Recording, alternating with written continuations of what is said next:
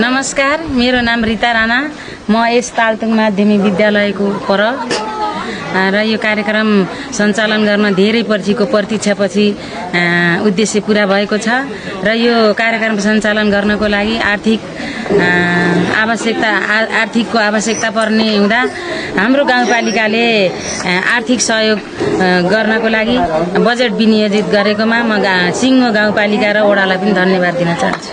म सर्वप्रथम त सरलाई धेरै धन्यवाद दिन चाहन्छु। धेरै पछिको प्रतीक्षापछि यो कार्यक्रम सफल भएको छ। यो भन्दा 1 वर्ष अगाडि रिब्दीकोट गाउँपालिकाको कालिकामावि बतासे भन्ने ठाउँमा बतासे विद्यालयको आयोजनामा यो कार्यक्रम सुरु भएको रहेछ।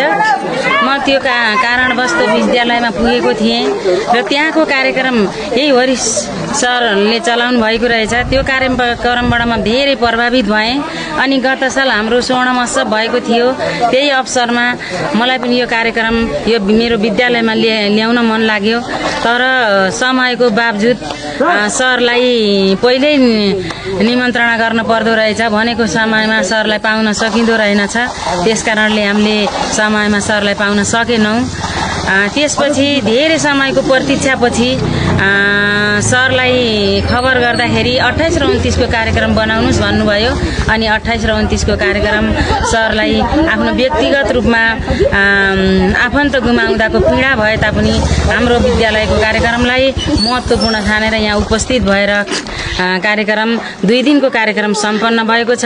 यसमा हाम्रो अभिभावक पूर्ण रूपमा भेला हुनु भएको छ र विद्यार्थी, अभिभावक, शिक्षक हामी धेरै प्रभावित भएका छौँ।